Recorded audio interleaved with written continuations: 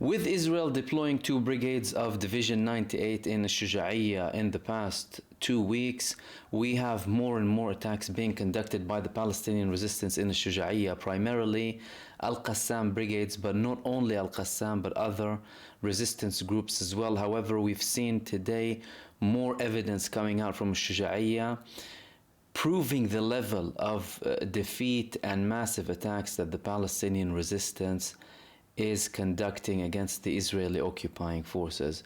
Al-Qassam brigades targeted multiple Israeli tanks with side bombs and Yasin 105 RPGs. They also targeted them in other parts of Gaza alongside other resistance movements.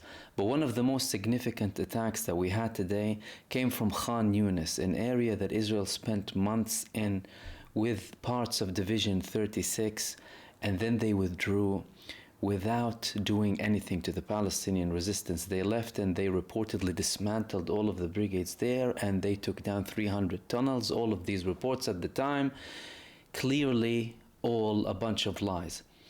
Today, Saraya al-Quds, the armed wing of the PIJ, they launched over 20 missiles from Khan Yunis, 20 missiles from that area. You're talking about a number that we haven't seen in months. All at once, a barrage of missiles on Israeli towns next to Gaza. Sirens have been going on for several hours in the morning in Israel, and clearly they still have a lot of capabilities when it comes to missiles. We haven't seen a lot of missile attacks on Israel, but that's because primarily the resistance is engaged in defensive measures when it comes to Israel, obviously defending Gaza and luring them and attacking them inside of Gaza. However, they're sending a message to Israel that we're still here, and that also sends a signal to the people who Israel is asking to go back to these areas, who were evacuated, the Israelis who were evacuated. Which leads me to one very important point that we heard from the Councillor of Sderot. Sderot is one of the most important towns, Israeli settlements next to Gaza. It has been very common to say that Sderot has been neglected.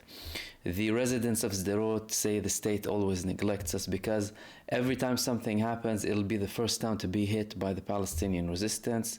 And they always tell the government that you haven't found a solution, not a political solution, not a military solution. We want a solution for Sderot. Now the councillor came up with another statement criticizing the government, saying that Benjamin Netanyahu and Yoav Gallant, the defense minister, and Herzi Halevi, the chief of staff, are repeating the same mistakes that led to the 7th of October, and we need something permanent. We don't want a solution that is temporary. His statements are coming following reports that Israel is about to agree to a deal. The fact that these councillors are coming up with these statements surrounding Gaza means that they have been informed by the state about the agreement that's about to come.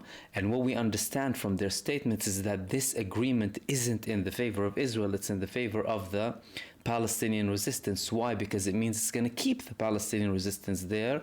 That's why councillors like the councillor of Sderot will tell you it's going to have the same situation as it was before the 7th of October. Clearly, Israel had to give in to some of the Hamas demands. However, none of this is public yet, but the fact that some of the councillors are stating this clearly signals that Benjamin Netanyahu and his government are indeed climbing down the ladder and may well at some point in the next few weeks have an agreement with Hamas, even if they wouldn't declare everything that's included in this agreement.